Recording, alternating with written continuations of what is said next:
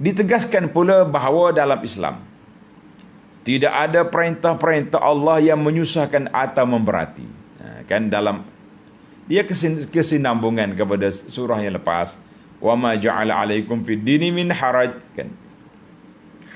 Orang yang sihat dan orang-orang yang uzur masing-masing dapat mengerjakan ibadat, menjalankan tugas sekadar kemampuan dan kesanggupan yang mereka mampu lakukan.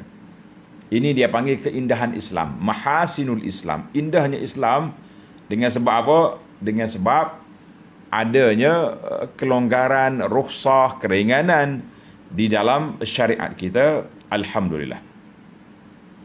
Setelah mengemukakan dalil-dalil yang membuktikan keesaan Allah Ta'ala dan kekuasaannya, dan mendedahkan kesesatan kaum kafir musyrik, semoga mereka insaf, lalu memberi petunjuk supaya Nabi Muhammad sallallahu alaihi wasallam menolak kejahatan golongan kafir yang menentangnya dengan cara yang sebaik-baiknya.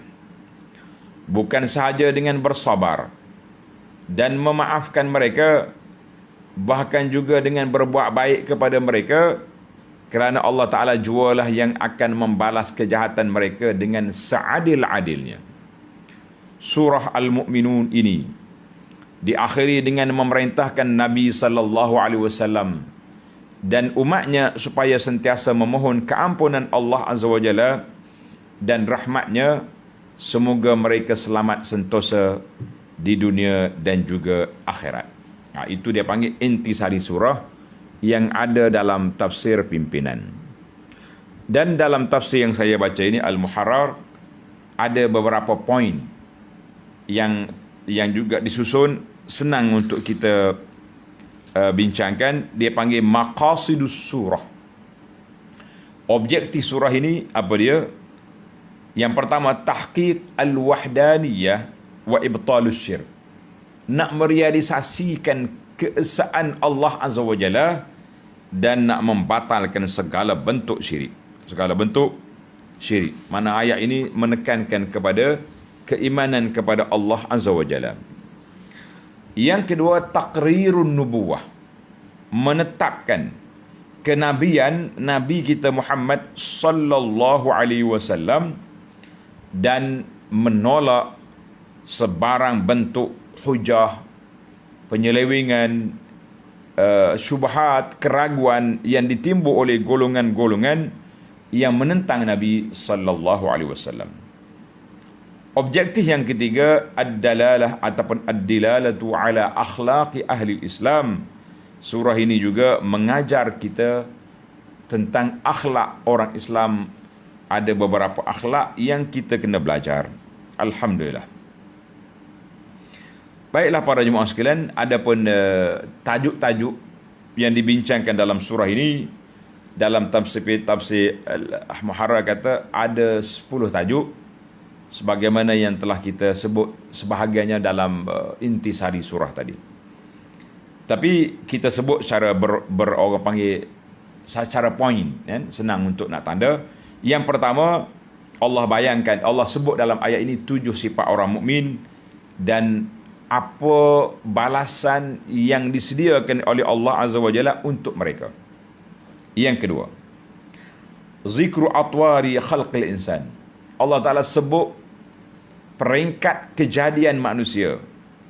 Ini menunjukkan kuasa Allah Azza wa Jalla untuk nak bangkit semula, hidup balik selepas daripada mati.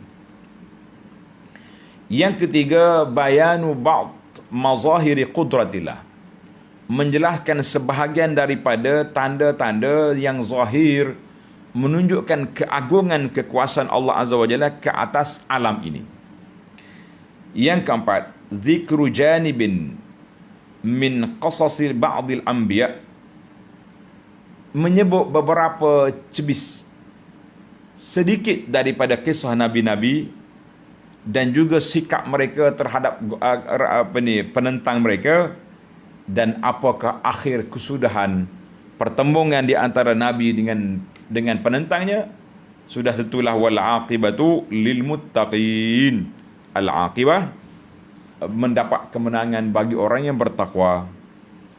Yang kelima, taujihur rusul, Allah SWT ajar para Nabi SAW supaya memakan makanan yang halal dan berkekalan melakukan amal yang soleh, dan menyatakan bahawa semua para Nabi SAW agama mereka satu je, agama tauhid, yang berbezanya furu', cabang-cabang hukum syariat. Yang keenam, menyatakan sikap orang musyrikin terhadap dakwah para Nabi SAW sampai ke hari kiamat. Bukan setakat sekarang, sampai hari kiamat dakwah Nabi itu akan bertempur dengan penentang-penentang sikap puak kafir itu. Yang ketujuh, zikru ba'dil adillah. Allah Ta'ala juga sebut sebahagian daripada dalil-dalil yang menunjukkan kepada wahdaniyah, keesaan Allah Azza wa Jalla. Yang ke-8, Allah ajar Nabi SAW an yaghuddu, supaya abaikanlah sebahagian daripada kejahatan ataupun perangai huduh, perangai tak baik puak-puak kafir, dan kita tunjukkan akhlak kita yang baik untuk berdepan dengan akhlak mereka yang buruk. Jadi kita para pendakwah pun tunjuklah akhlak yang baik walaupun orang buat tak baik kepada kita. Yang ke-9, Allah SWT sebut salah satu daripada tanda-tanda kiamat itu, iaitu apa yang berlaku kepada orang kafir ketika dia nak mati. Nak mati, dia boleh tengok suasana yang sangat menakutkan, wal'iyazubillah.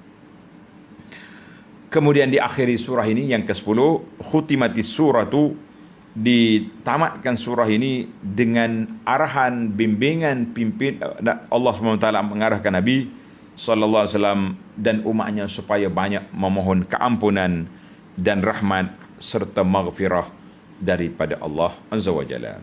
Baiklah para jemaah sekalian, itu muqaddimah perbincangan surah